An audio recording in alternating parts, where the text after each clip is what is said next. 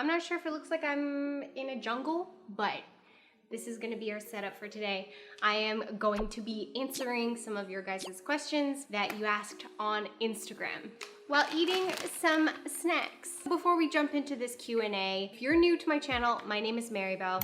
Welcome. Don't forget to hit the subscribe button and hit that like button because it definitely helps. A lot of your guys' questions were very random and also kind of personal, which I love. I haven't gotten any of these chrysanthemum teas since I was a kid. Well, actually, no, that's a lie.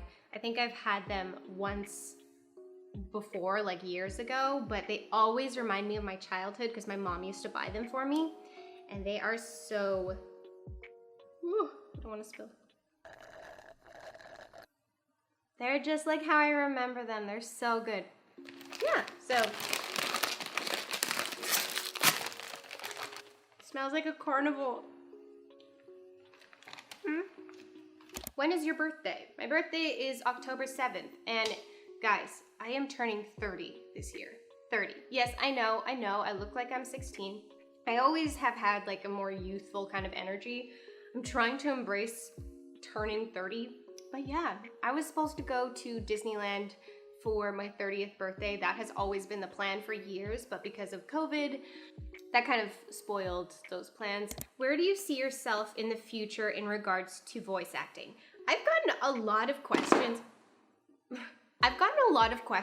Regarding voice acting, which I love. I love answering those questions. It's something very near and dear to my heart for many years. I have really set my goal for my voice acting career to be, you know, a full-fledged working professional in the industry, in the animation, especially industry. I gravitate more towards cartoons. Of course, I don't rule anything out, but for me personally, character work, and especially character work in animation, is my favorite. So the summarized version of that would be, I really see myself in my voice acting career going into voicing more cartoons, more animated shows. You know, maybe a few anime things here and there, but especially cartoons. Do you see yourself being married anytime soon? I've always been like, I'm for sure getting married, but I don't know if I'm gonna have kids. I think some things are starting to change a little bit as I'm getting older, but yeah, I do see myself getting married. I don't know when, but we'll see, I guess. Who is your favorite Harry Potter character and why? So I've answered this a few times on my channel. It has been a long time since I've gone into the Potter world. So my favorite character has always been Professor Lupin. I always gravitated towards him. He's so kind, but then there's also a lot of darkness in his life too. And I think that makes him such a dynamic character. More popcorn. Ahead. Has your ancestry updated on 23andMe since the last time you talked about it? Yeah, it has actually. I would say that it's way more accurate now than it was my first video. So I did two separate videos, one with my sister, which was the very first one I did, and then the second one with an update after my dad took the 23andMe DNA thing. The very first one I did with my sister, I removed the comments shortly after because I was getting so many awful, nasty, racist comments on that video. People just, comparing me and my sister physically, which is a trigger on its own, in a very negative way. Also, some very racist comments towards Asian genetics. Just lots of racist comments about Asians, and getting those notifications, having people tell me that, you know, interracial mixing is sad and disgusting and all that crap was really triggering and it affected me so much. Like, I was starting to look in the mirror being like, I'm ugly, I'm this, I'm that, which I know that I shouldn't be listening to these internet trolls that don't know me, but it was getting to me, which is why I turned off the comment section for that video. But since then, since that very first video with my sister, my ancestry has updated to something that is more accurate to what I had already known about my family, about my heritage. So let me pull it up real quick. I am exactly 50-50 East Asian and European. On my mom's side, I am 50% Chinese. So they're saying that my mom is most likely 100% Chinese, which is not surprising. On my dad's side, I am 47.3% French and Belgian, which I already knew. So then the 2.7% would be British and Irish, which British I did not think I was, but yeah, so that's what it has updated to. Do you watch anime? If so, then which one is your fave? Of course I watch anime. Honestly, like it's really hard for me to be like obsessed with a show. I'm usually the kind of person that watches an anime, I find it really good, I will binge it, but then like life goes on for me. I don't fangirl over most shows. At the moment, one of my favorite shows would most likely be Demon Slayer. I recently watched, what is it called? Ore Monogatari or something? Yeah, which is in English, it's called My Love Story. And it was such a good watch. It's one of those like lighthearted, romantic comedy, slice of life type of shows that is great. Demon Slayer and of course Attack on Titan is great. I watched the first season years ago and just kind of stopped, and recently I just caught up to everything, just binged all the seasons, and it's so good. How do you get into voice acting? This all depends on what type of voice acting you want to do. I can only speak on the realm of voice acting I fell into, which is the animation. First and foremost, please take regular acting classes, like something you would take for theater or even film and TV, because they teach you more of the actual technique in acting. Because to be a voice actor, especially for, you know, video games, animation, anime, all that stuff, you need to have that base of acting underneath all the, you know, the voice acting technique you'll put over top of that. And then you just take regular voice acting classes to just have a little bit of the technique. And then just audition for things you find online. Twitter is a great way. Actually, I've figured that out this year. My old ass just figured that out this year. That Twitter is a great way to find, you know, great indie projects that are looking for voice actors. And then if you want to make it a more serious thing, then you get an agent and start auditioning for bigger projects, since the agent is the gatekeeper of the, you know, the big stuff.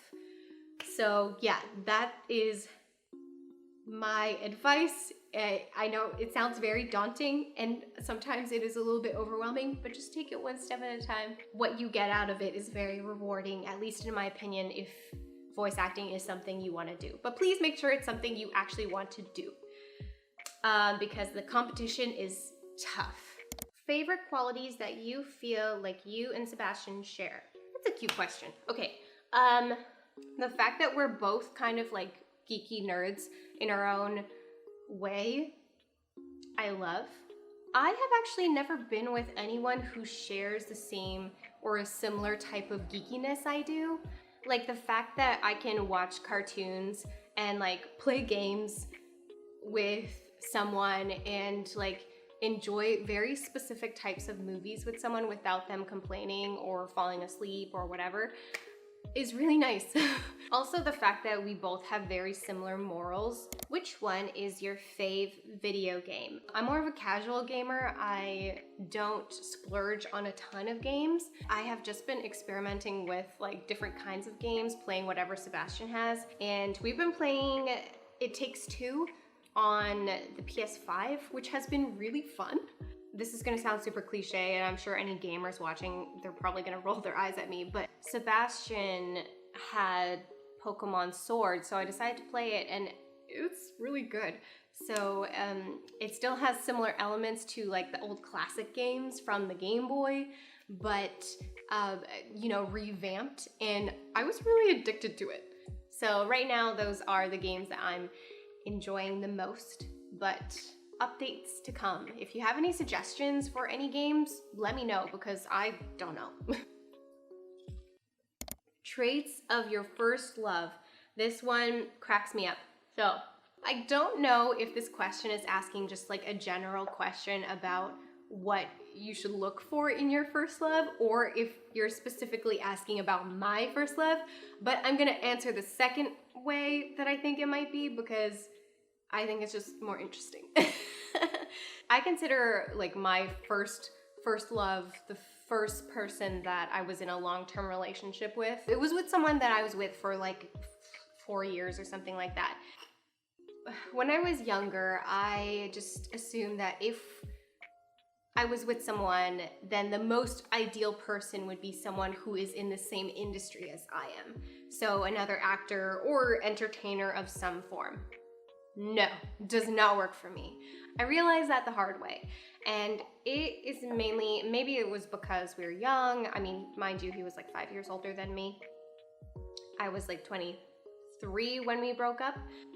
When you're in the same industry as your partner, unless if you guys really communicate about these things and your partner is like awesome, other than that, it's very hard to be in the same industry as your partner because there is competition there. My ex flat out said to me one time that although he would be happy for me if I succeeded in my career, he would be sad for himself because I would be succeeding over him. Flat out. And I was like, oh, yeah, I understand. But actually, that's really, really crappy of him to say that. So, traits of my first love. I mean, he was funny. He was, I would say, pretty popular in terms of like how many people flocked to him and stuff like that. But yeah, there were definitely some issues there, which is why we are no longer together. Do I regret being in that relationship? No, I learned a lot. I learned some really valuable lessons that pretty much shaped who I became later on and still am to some degree. Do I wish him the best? Yes, I do. Do I wish that we were still in each other's lives? No, I don't. What are your plans within the next year? So I guess this will be a little bit of an update before I actually put out an update video when I know for sure what's happening in my life, which is very up in the air right now. So I, at some point, will be moving to Sweden for an undetermined amount of time. It will be either as little as 1 year or as much as 3 if I can. That all depends on a lot of things. I'll tell you guys the reasons why in an update video if I decide to do one once I find out everything. But yeah, so I'm currently in the process of trying to get a visa to go to Sweden. Those are my plans in terms of living. In terms of my career and stuff like that, when it comes to voice acting, I plan to hopefully keep my agent here in Canada so that I can, you know, keep auditioning for projects even from overseas. And if I need to fly back, then I will do that. And in terms of YouTube in the next year, so when I decide to go ahead with the move to Sweden, I will be, this part is the most exciting to me when it comes to future stuff, but I will be most likely transitioning into being a full-time YouTuber, which means that I'll be able to consistently post videos every week, which is something that I've missed doing. And yeah, so when I'm in Sweden, I'll be able to post more regularly, be more active on YouTube, be more active on my social media, and not have another full-time job, you know, keeping me preoccupied, which is what I've been doing in the last 2 years. I will also be, on top of pursuing YouTube full-time, I will also be pursuing voice acting in the independent online world full-time as well. So I'll be doing both things, which sounds really exciting to me, which is like the life that I really want. And right now in my life, in the job that I have, while also juggling all these extra things I'm doing. I'm not happy. I'm stretching myself really thin.